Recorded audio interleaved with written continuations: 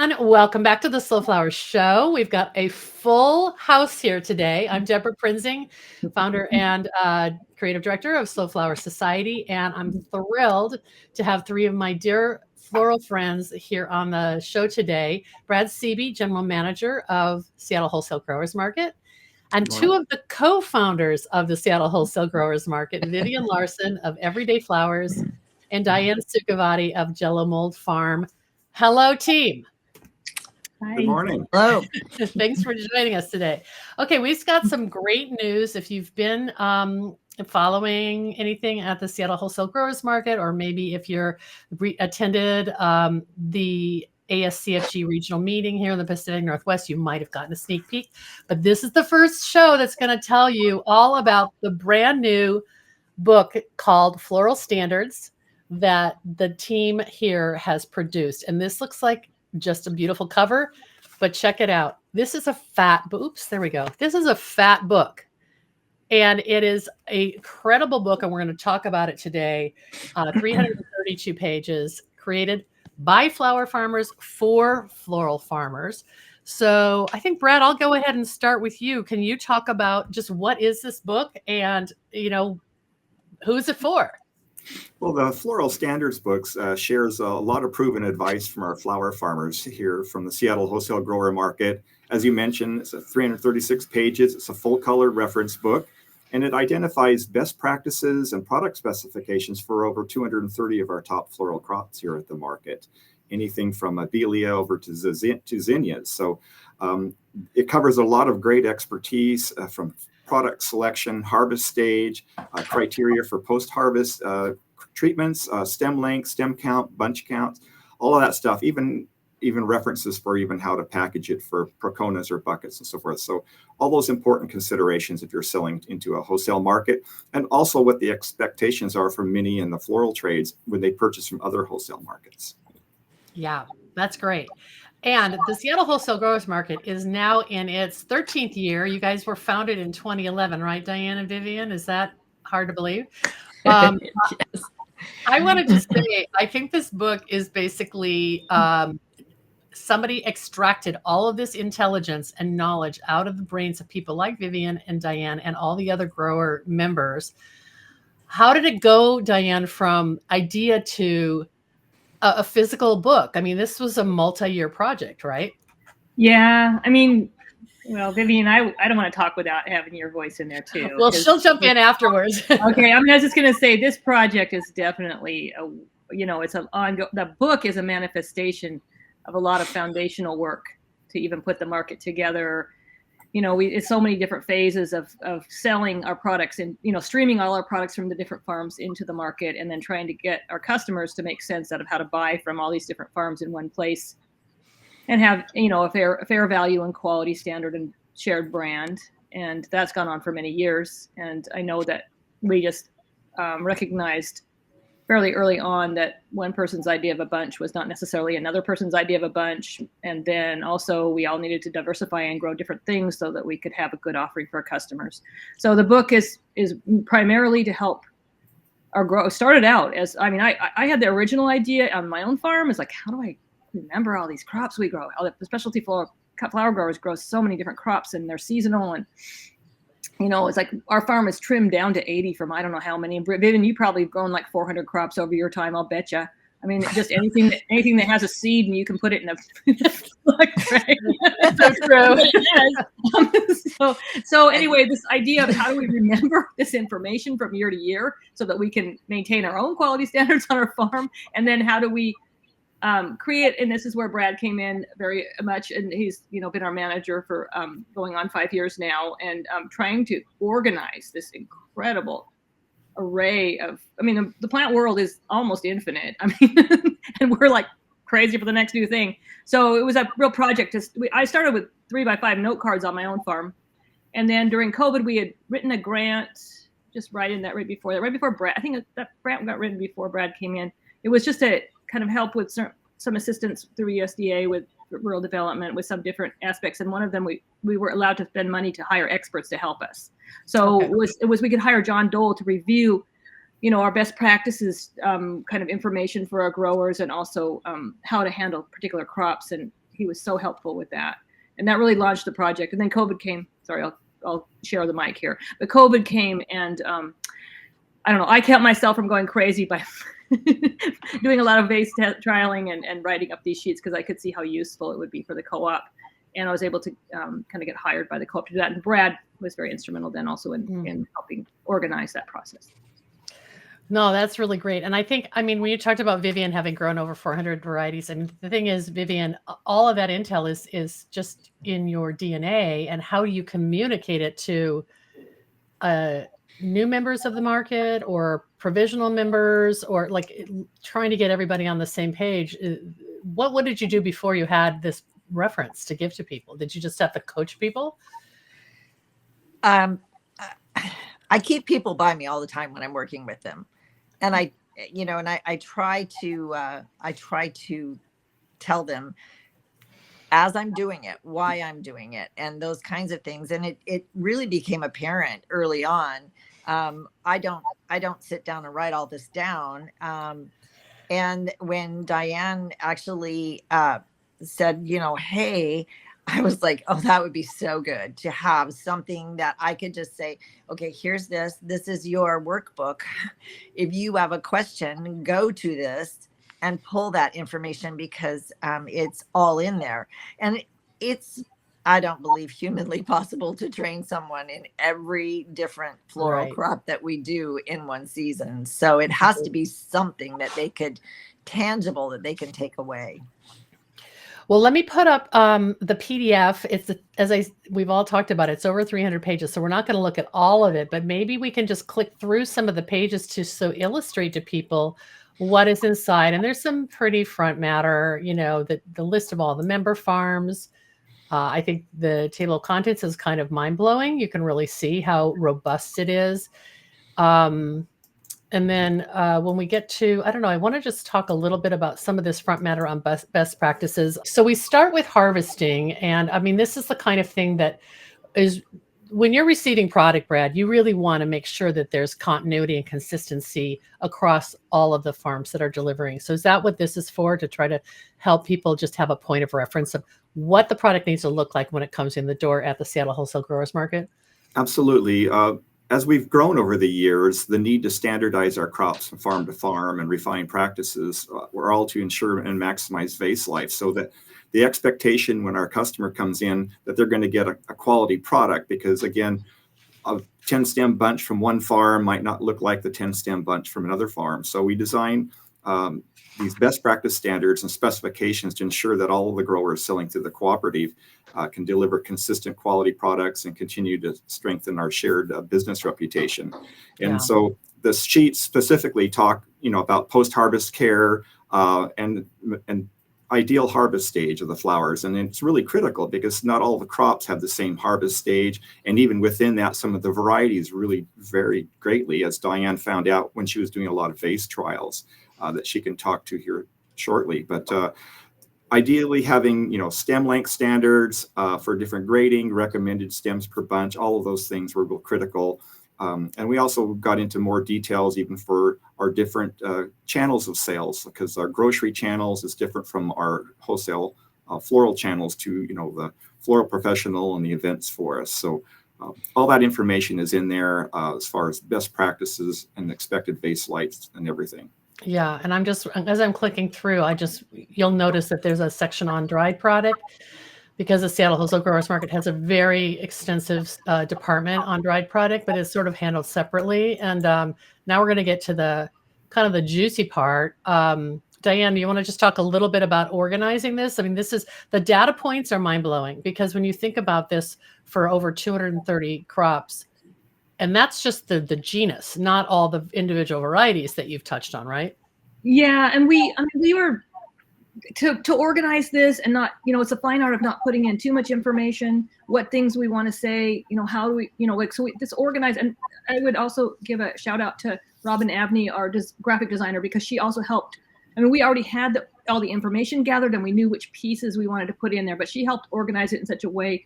I mean, we sort of were thinking cookbook, because it's so practical. It's a user's guide. It's a field guide. So you want to be able to have the same information in the same place on the pages as much as possible, so that if you're a person who already knows this book fairly well and you're just trying to remember when Beautyberry comes on, you're just trying to remember how many stems in a bunch, you can find that really quickly. You know what part of the page that's going to be on.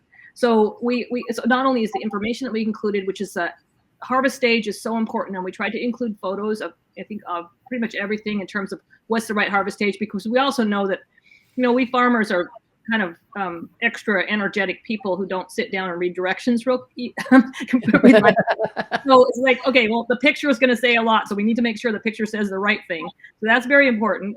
I mean, we didn't go for like, super high and glossy coffee table kind of photography, but we wanted to have everything in here be useful and clear and easy to grasp.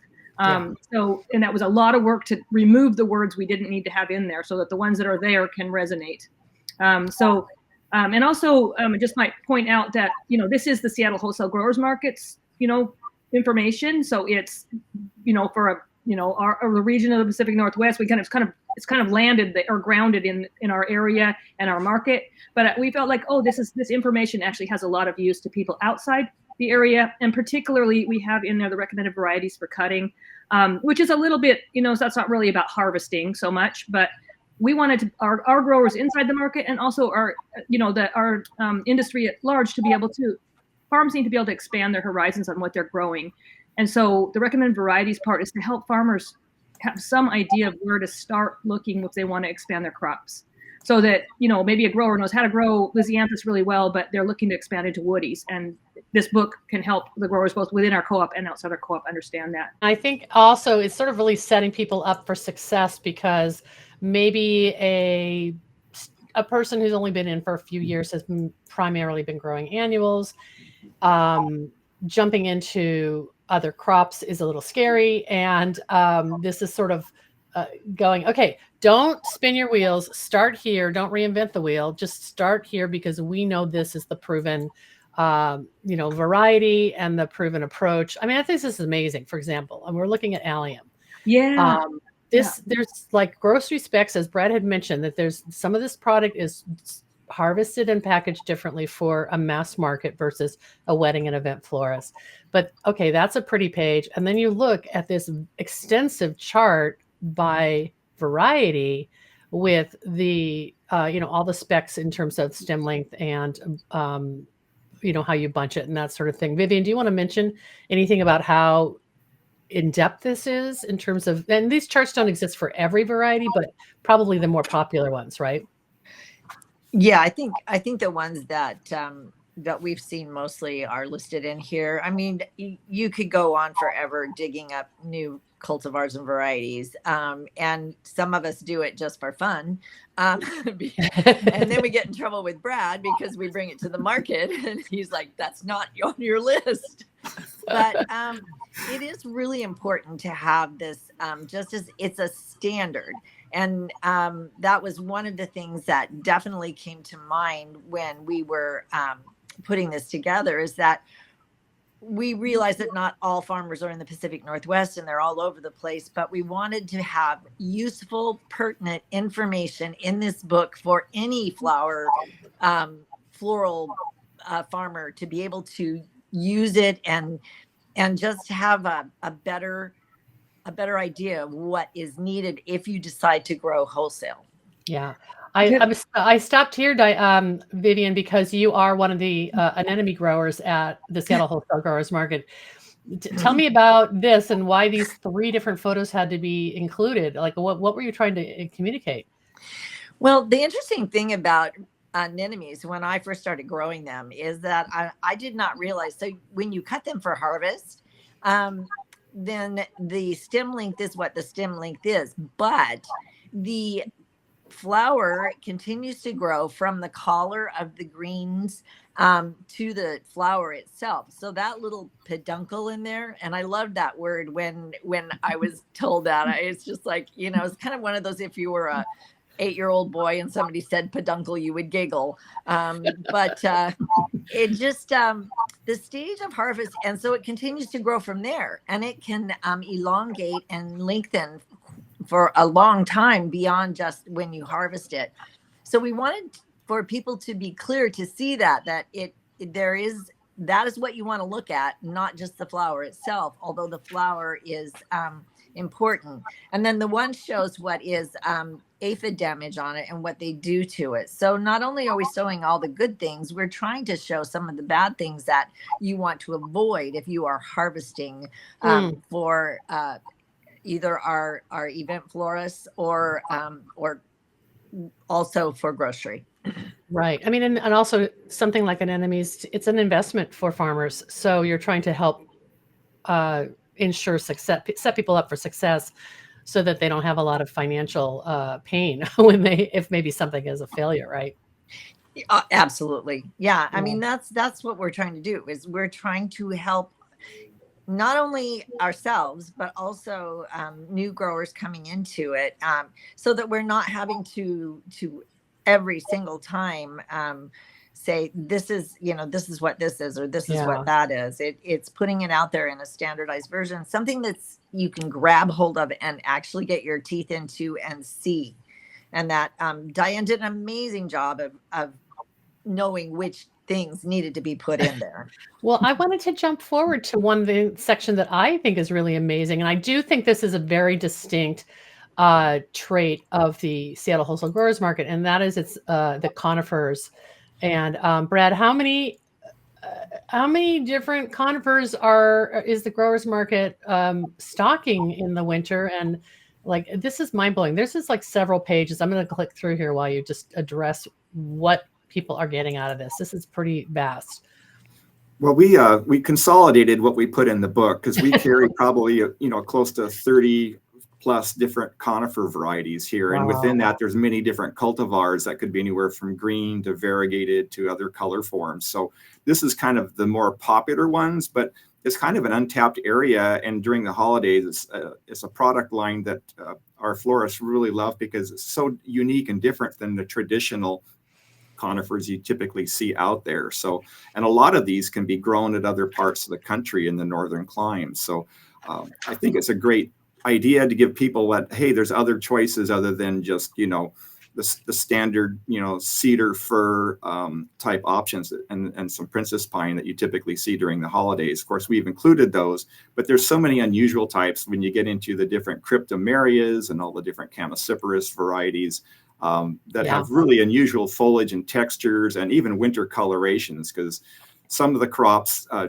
change color over the wintertime and get bronzing or other color tones and plum colors that are just really beautiful textures that the florists can use. And of course, conifers have such a long vase life, with the exception of a few like hemlock that just really do exceptional during the winter months. Yeah, I mean, and talk about season extension. It's like, a lot of herbaceous perennials are not, or annuals are not growing in the winter.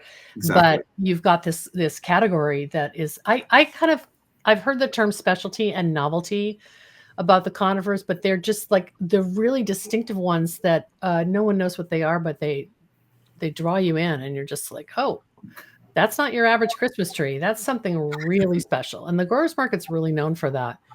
I wanted to touch on that. And then Diane, I wanted to touch also on the dahlia page. I'm going to try to get on there, because that's one of the ones that you talked about doing vase testing, right?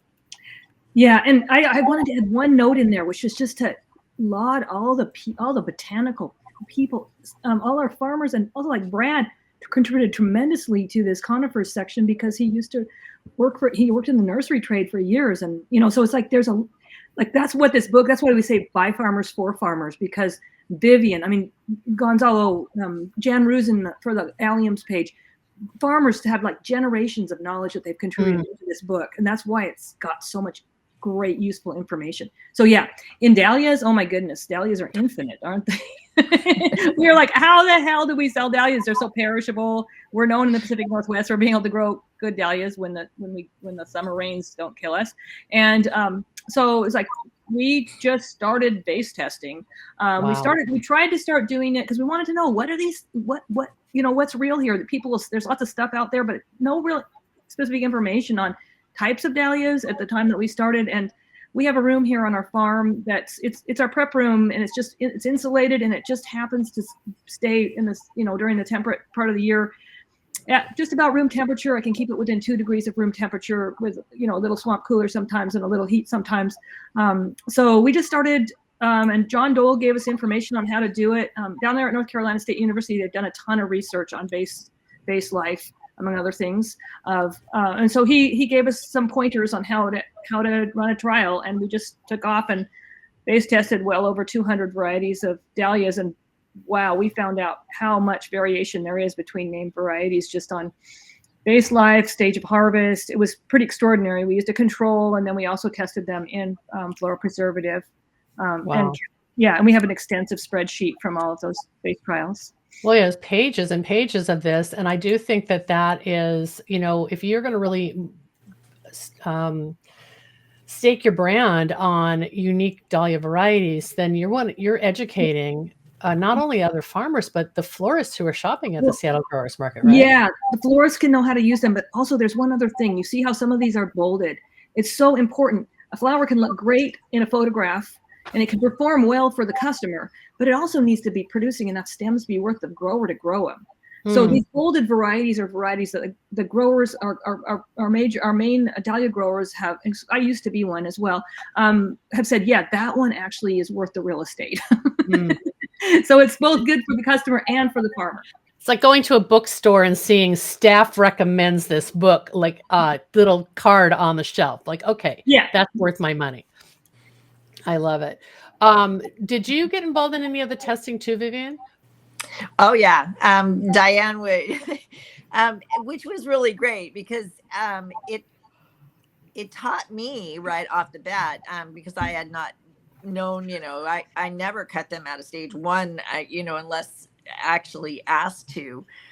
So it was very good knowledge for me to learn too, what a 1, 2, 3, 4, and what it looks like, and what happens if you do it after, after 4 or something like that. So, but we, Diane needs to have these in, properly cut and get them to her so that she can do this research that she's done. Mm-hmm. And so it was a small part of what, we get it to her, and then the magic happens, and she's, and when she gets excited about one, then she'll sit back going, whoa, that's a good one, so it was not just me, but a lot of the farmers did. I mean, a lot of the dahlia farmers sent varieties, and we even did it this year too, or this summer, when we have new varieties, because when you have the new varieties coming in, we want to make sure that they're right up there with the standards. Mm-hmm. What did you mean by 1, 2, 3, 4? Is that the number of buds per plant, or if you pop back on that the header page, there's a white dahlia across the front of it that shows a dahlia. One more, I think, there.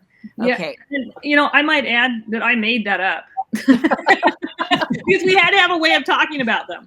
Okay. Oh, well, Diane. Now it's out there in the vernacular. So, okay, Vivian, go ahead. Walk us through that. Well, I was just going to say, so, a 1, when it shows that, and it's just starting, a few petals lifting off, and then a 2, and which is perfect if, and we also wanted to identify some dahlias that would be best for shipping or transport in certain stages, and also the dahlias, the cutting stage for grocery, which they're not known for their tender loving care. So we want to make sure that they get a product that they can put in their system and proudly sell. So all of those things across, it just shows the different stages of what a dahlia looks like when it's opening up. And this is on the plant before you cut it, right? Correct. Okay. Can be. Yes. Were you going to add something, Diane? Oh, I just said it's just absolutely astounding. Among named varieties of dahlias, some of them will literally open from the secondary tight bud that's sitting next to the flower you picked. Others won't budge hardly a bit after you cut them. I mean, it's really extraordinary. You really need to know your individual dahlias and what they will do to be able to understand how to cut them. I had no idea till we ran this data and we ran these tests. It's kind of like putting, I always think of like horse race, put them on the bench and let's see what they do. It's very But fun. there's this conventional wisdom I've always heard in the floral trade that a dahlia does not keep opening once it's cut. So that's definitely debunked here. Straight up untrue. Wow. That's interesting. Brad, do you want to add anything about the dahlias? I mean, right now we're at the peak of dahlia season. I was in the cooler yesterday. It was like an explosion of amazing selection and color and form. It's how many growers are bringing dahlias into the Seattle Wholesale Growers Market?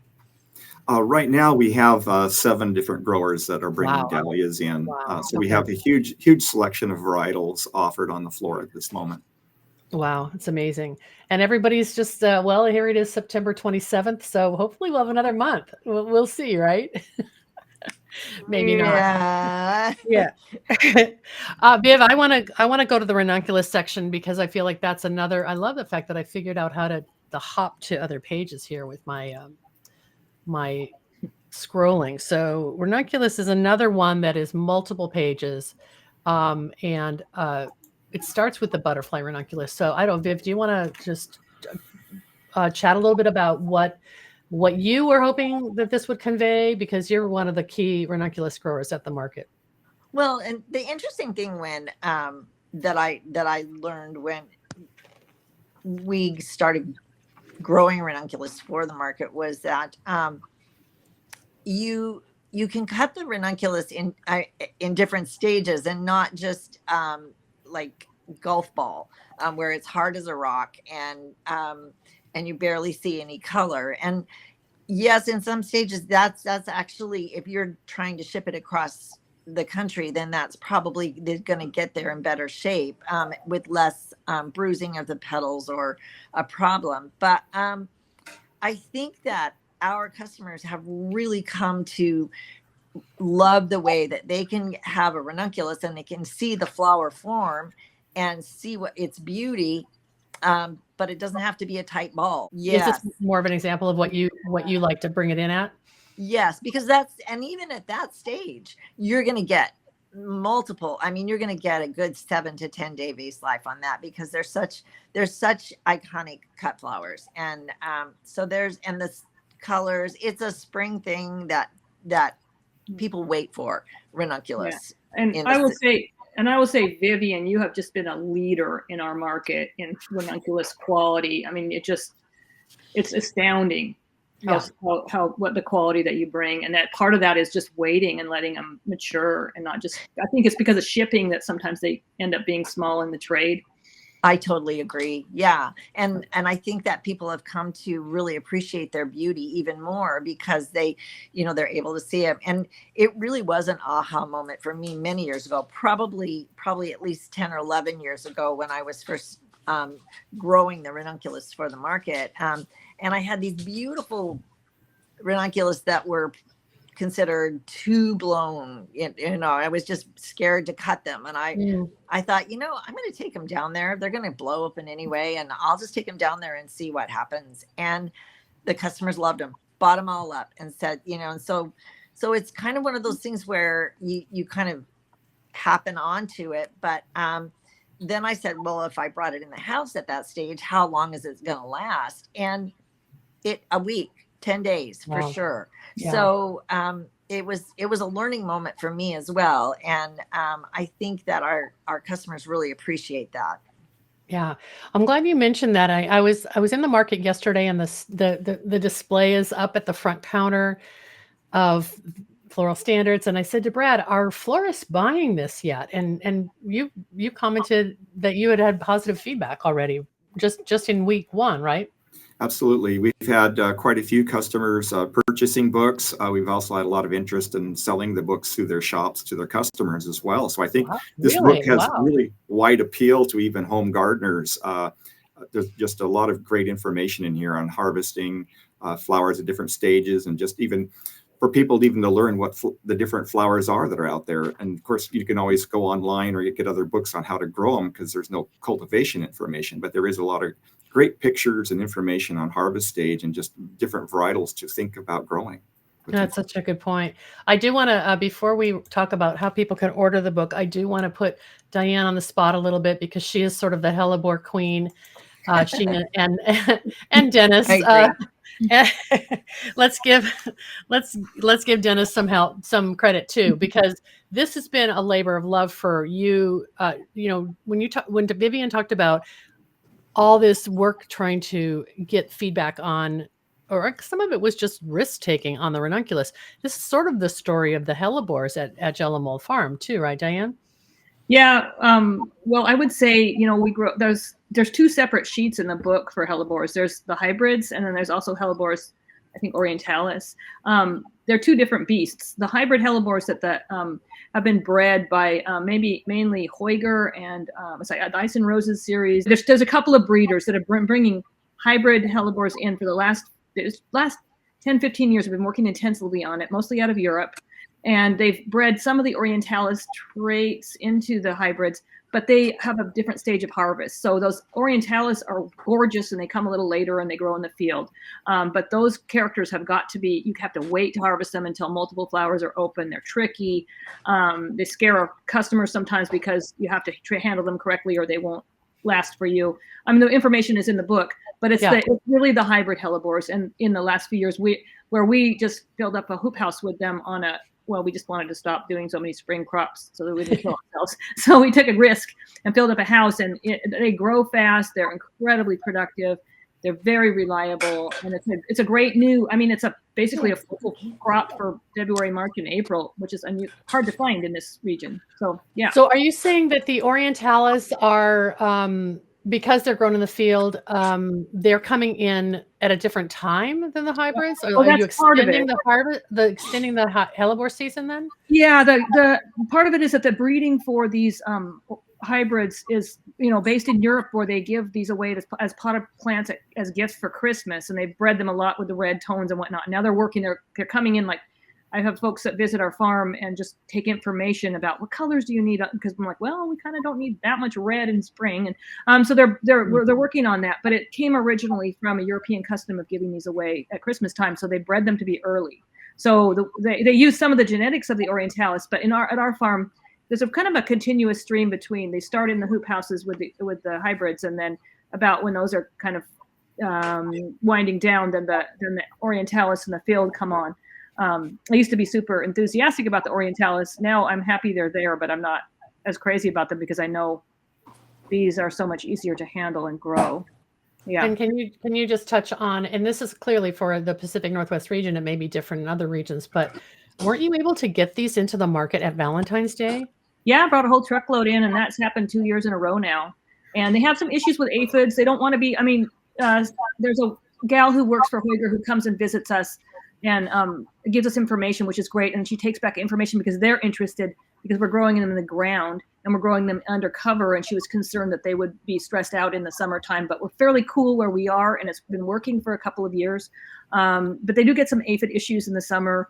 And she told me, don't take the foliage off, but we had to because they got so gross. Got it. Yeah. It was fine. They're growing fine. So now we're learning again, just like Vivian was talking about, we farmers are constantly experimenting and learning things. So it's like our, one great big laboratory. So yeah, it's a big success story so far anyway. Okay. Well, that's great that's just a teaser for people to see what they're going to find when they come to the Seattle Wholesale Growers Market website and order their copy. So Brad, I'm going to pop the page that you've added to the website up, so you can just talk a little bit about what how people can order and if people want quantities, I guess they'll probably have to reach out to you directly, right? Correct. The website's set up for ordering a single copy to be shipped here in the United States. So it's just all through the USPS shipping. But there's a button here you can click on. It's an order form, and it includes obviously our state sales tax for Washington and a $9.50 shipping. So you can purchase it online. There's a form that takes you to where you can fill out all your information. Got it. Yeah. And it's all secure for purchasing. And in fact, I've got 9 books I'm going to be dropping off to the post office as soon as we're done with this morning. Good job. Shipping. Awesome. We're already sending books to Virginia and Idaho, Arizona, California, all across the country already since we just posted this. And they just became available for shipping here just the other day. So there's a lot of great interest in it right now. So we're looking forward to getting this out for more people to read and see as well. That's great. Yeah, I guess if Diane or Vivian are around, or any other flower farmers are around, maybe you can have them sign the front title page, right? multiple authors on this book. I just love it. I'm thrilled. I've kind of remember back in those early days of COVID when we were working on the marketing grant, that Diane was testing roses or something like that. The roses section is very extensive in this book as well. There's a trend, currently in, especially in that floral, to, have it feel gathered from the garden. So the roses that originally people used to grow in greenhouses is not what we covered. We covered more of the roses people were growing, farmers were working on trying to grow in the field to supply that demand from customers for the more of the garden rose, is the vernacular we're using. And so it's a lot of David Austin's, and we base tested a lot of those to see how they would do. Some just 2 to 3 days, others were going 6 to 8 days. So we found a lot of interesting information there as well. Very fragile. Not fragile, but they're very impermanent, those roses. So having growers understand how to handle them and customers understanding what to expect is, I think, a really good a start. There's still a lot more we could do with that as well. You have stages 1, 2, and 3 in roses. You can go to 4. Well, I hesitate. There are people who make roses their entire career, so I hesitate to sound like an expert about it. But we were just trying to get a handle on what was already being grown by growers and sort of expand that a bit and address, what looks gorgeous on social media and what might be possible for a grower to produce and provide reliably to customers. Well, yeah, and I just popped the rose page back up here for people to see. I think that I should pause, and Brad can address this perhaps, but one of the reasons why you try to encourage, as my observation is, you try to encourage multiple farms to grow similar varieties is so that you can be responsive to large orders from wedding and event florists, right? You don't want to disappoint customers who maybe need 100 stems of something. Yes, and we have a range of different microclimes too that all of our growers have. So we have member farms that are down in Oregon up to northern Washington. So we can have roses over a really broad season too. But having multiple growers growing similar varieties so we can meet those large order demands when they do come in for events or weddings is very important here at the market as well. That's great. And I might add that Raindrop Farms was really helpful for us. They've been growing a lot of the roses, and my goodness, the effort our growers will go to send us samples for our trials has really been extraordinary. Yeah. In addition to all their other duties, everybody contributed to this, and that includes the photography and the samples. I hadn't thought about that, but people really stepped up. And there's how many member farms are at the Growers Market now, Brad? We have 19 member farms here right at the moment. Yeah. Wow. That's great. Well, before we wrap up, anything you guys want that I didn't ask that you want to, I don't know, give yourselves a pat on the back and cheer for the success of this book and its hopefully long life. Just that I will say that when the vision of this book came about, we really just wanted to help our industry and to share some of this information because it's such a hard way to make a living in general. You earn it, and we just hope that this book helps to build and grow our the floral industry in our area and nationally and in the world. So that's my core intent for working on it. Absolutely. I really appreciate that. How about you, Viv or Brad? Anything you want to add? I was just going to say, I just would like to give a shout out to Diane for the many, many days that I went in the middle of winter and sat down with her and she's typing stuff and scrolling through. And it was just mind boggling the amount of information that ran through her brain. I couldn't even begin to have done that myself. And I would like to say thank you. Thank you for helping us all, everybody in the industry. Oh, that's great. Brad, we cut you off. Go ahead.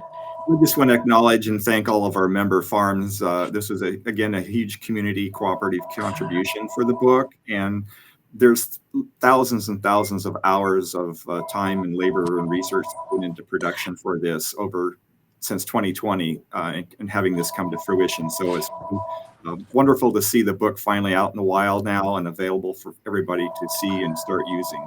The true definition of a cooperative, right? Everybody's contributing. So this is the tangible result of over a decade of work. So thank you all so much. I will just end by saying I thank you for asking me to write the foreword. I had a lot of fun with that. And if people are interested, maybe I'll pop the foreword PDF on our show notes for everyone to read. And there's a lot of great reminiscence going on with this book, right? Could I add one more thing, which is thank you, Deborah. And I think that's why we asked you to write our foreword, and Vivian will embellish on this, I'm sure, as well. I mean, it's such an unusual gift. Your level of dedication to our industry and the length. You were there at the very first meeting when the spark of our cooperative was born, and you've been there along with us the whole time. It's pretty extraordinary, and thank you for your sharing your gifts with us. Oh, thanks. It's been a privilege. And yeah, that just gave me a shiver when you said that. So that's the sad thing is we're all getting older, but oh well. The flowers keep growing and we're here for it. Thank you all so much. Congratulations. This is it's a true labor of love. Some amount of sweat equity that went into this book is it belies all of the valuable information that you're going to get if you order it. And there'll be other ways to connect with the Seattle Wholesale Growers Market coming up. So, if you're in Seattle, you can come buy the book in person, but Brad has set it up so you can order it online. And we're thrilled about that because winter reading to get you ready for next year, right? Yes. I hope. Okay. Thank you all so much. This has been great. And what a great way to sort of kick this off and share the story with the larger Slow Flowers community. We'll talk to you soon. Thank you for having us. Thanks, Bye. Deborah.